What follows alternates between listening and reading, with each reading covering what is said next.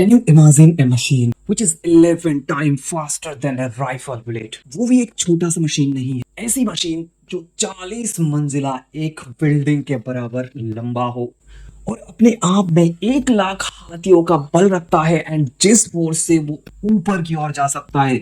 जी हाँ, ये कोई साइंस का फ्रिक्शन मूवी नहीं है, ये एक्चुअल में है। This is Elon Musk space x का starship which is the extreme example of human innovation। क्या एक मशीन इतना पावरफुल हो सकता है?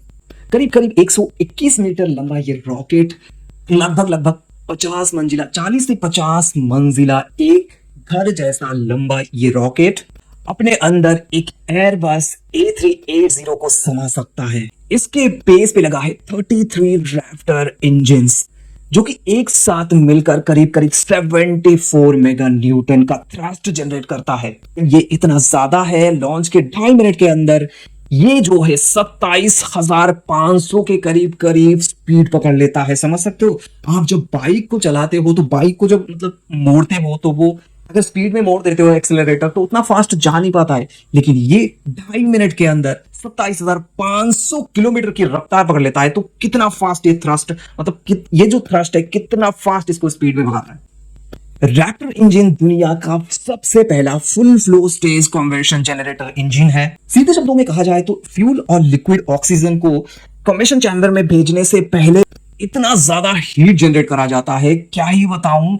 लिटरली अगर इसके सामने स्टिल भी आ जाएगा ना तो वो हीट होके रेड होके पिघलने जैसा सिचुएशन में आ सकता है। अगर आप रैप्टर इंजन की पावर जनरेशन को समझना चाहते हो तो समझ लो, रैप्टर का जो इंजन है ना, इसका जो टर्बो पंप होता है 36,772 आरपीएम पे घूमता है, तो करीब करीब एक सिंगल सेकेंड में 1.3 टन का फ्यूल को पुश करता है। सिर्फ 3 मिनट में इतना ज्यादा मीथेन को फ्लो करता है जिससे एक ही टाइम में तीन ओलंपिक का स्विमिंग पूल को फुल करा जा सकता है मीथेन से।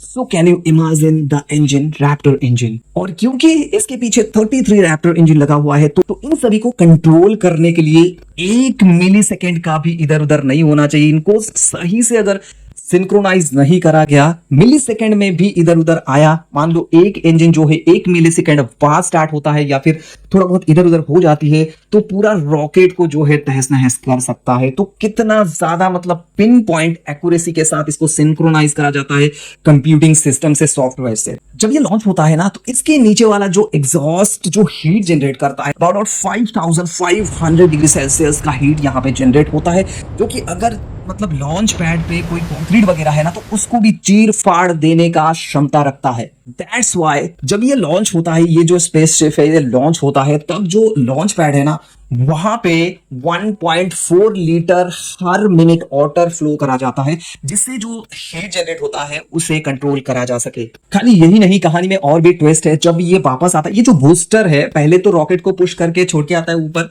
उसके बाद फिर जब वापस आता है लैंड करता है तो इसका जो मैकेजिला है 146 मीटर का जो लेंथ है ये इसे एयर में ही कैच कर लेता है। तो आप समझ सकते हो किस हद की इंजीनियरिंग है जो कि इतना बड़ा चीज को ये एयर में ही होल्ड कर लेता है। करीब करीब 2100 टन का स्टेनलेस स्टील से जो है ये रॉकेट बना हुआ है, ये बूस्टर बना हुआ है। और आप समझ सकते हो स्टेनलेस स्टील का बना हुआ चीज फिर ऊपर जाके फिर लैंड होता है एंड पिन पॉइंट एक्यूरेसी के साथ लैंड होता है। तो this is amazing engineering by human.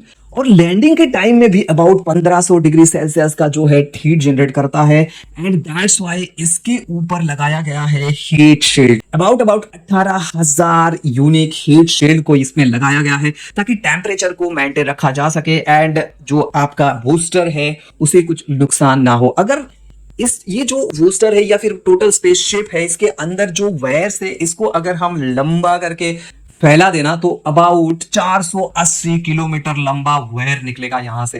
तो ये इंसानों द्वारा बनाया गया एक बेहतरीन इंजीनियरिंग है। एंड अगर आप सोच रहे हो कि एआई ये कर रहा है, एआई वो कर रहा है, लेकिन एआई को बनाने वाला ह्यूमन है, मनुष्य है, तो आप कभी भी किसी भी मशीन को ह्यूमन के ऊपर कभी मत रखना। तो एआई के दौर है, पता चल रहा है, लेकिन एआई को भी ह्यूमन ने बनाया है।